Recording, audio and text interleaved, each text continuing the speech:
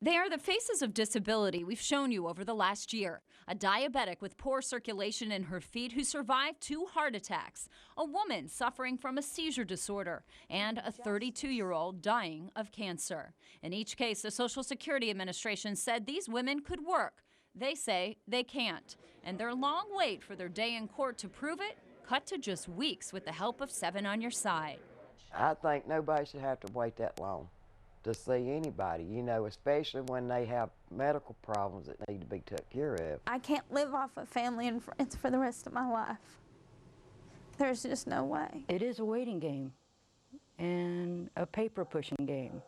When we talked to the SSA for a story that aired earlier this month, they said they would be transferring cases to faster hearing offices. At the time, Greenville was close to last place out of more than 140 hearing offices in the nation, taking more than 2 years to process cases. So here's the big news. Since our story aired, Greenville processed so many cases, they jumped to 2nd place. Plus, they've moved nearly 1,000 cases waiting more than 2 years to other hearing offices. This is impressive because the government doesn't normally move quickly on anything. There's usually red tape, budgetary issues. Disability attorney Leah Broker says each day she finds out more of her clients are having their cases moved. But now we know that there will be a hearing soon, and so we're able to tell our clients that they don't have to wait 2.5 years, which is what we had to tell them realistically before this. It could mean that it's going to be approved on the record, which means that there's enough evidence to approve them without a hearing, or it may mean that they get scheduled for a video hearing with a judge somewhere else. It's a big deal for people who have waited so long to get their voices heard. In Asheville, Dianne Derby, News Channel 7. How much is owed? Over $10,000. How do you know? Did the owner tell you? The water department did. When we first met manager Donna Bryant, she was worried her tenants at Wynwood Gardens Apartments in Pickens would have their water cut off. That all changed when the city decided to work with the property owner and give him 30 days to pay off a $10,000 water bill. I just feel bad for these tenants out here because they pay their rent faithfully and the owner needs to step up and take care of them. I mean, it's his job. We took a harder look at the management company and learned the owner, Kevin Flessner of Sarasota, Florida, is being sued for millions for mortgage fraud. According to the complaint that we have, it was an elaborate scheme which involved several people. Looks like it involved some attorneys or title insurance agents as well. And it was a concerted effort to deceive the lender. News Channel 7 legal expert Ken Anthony says the lawsuit claims Flessner and others deceived Imperial Capital Bank. The bank says Flessner got more money than originally agreed upon to buy apartment complexes in Oklahoma and South Carolina. One of them is Hillendale Apartments on Poinsett Highway in Greenville, which went into foreclosure. In this lawsuit, the bank says Flessner's original deal was to buy this apartment complex for $2.6 million. But the suit claims he tricked the bank into lending him $1 million more by using a fake contract. And if that's what he did, he's able to buy the original property from the original owner for the full price. He's borrowed the full price, which the bank would not have loaned him had they known the truth. And he's gotten some additional money that he's put in his pocket or used to buy another complex or used for some purpose. Anthony says Flessner fought back in a countersuit, which he claims that the problem came when the bank was holding money that was supposed to be used for repairs and then didn't release that money, and that kept him from making the payments and caused him to lose the properties in foreclosure. Did you know anything about this? No. What do you think when you hear that? I don't know anything other than this company here. Bryant says she didn't have a clue about the legal action taken against her boss, and worried residents wonder what's next. And if these people paying rent, our money's going somewhere.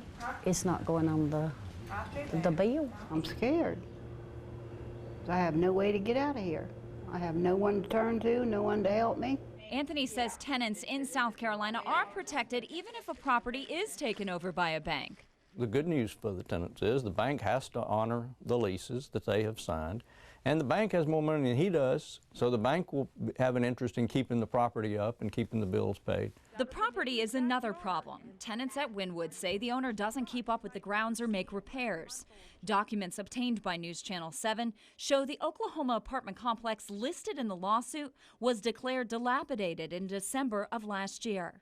The city council in Oklahoma City issued a citation, and it was cleaned up in January. The document indicates the property is owned by Archway Apartment SG LLC at the same address used by the city of Pickens for the water bill. We have asked Flessner and his attorney listed in the lawsuit for comment, but so far have not received a response, leaving unanswered questions. Dianne Derby, News Channel 7. The apartments that are in the back, those are mine. Developer and landlord William Tobias says the water in his Greenville neighborhood is downright dirty. If you take a gallon milk jug, you fill it up and set it on the counter, in the morning time you'll see dirt and stuff in the bottom of that milk jug. He says in the last 3 months, he's lost more than a dozen tenants who are fed up. He says Greenville Water System's solution has been to open this fire hydrant and flush the lines. Problem is, the water has been flowing strong for months. Every time they come down, they've come down and closed it on us, and I mean, the very next day I have to call them back and say, man, our water's yellow, what's going on? To give you an idea of what the water has done to this area, if you take a look, you can see just how much mud has piled up over time. And if you look behind me, you can see the water flowing into the field. The water has also gone around this field, collected here, and flowed nearly 100 yards down this street.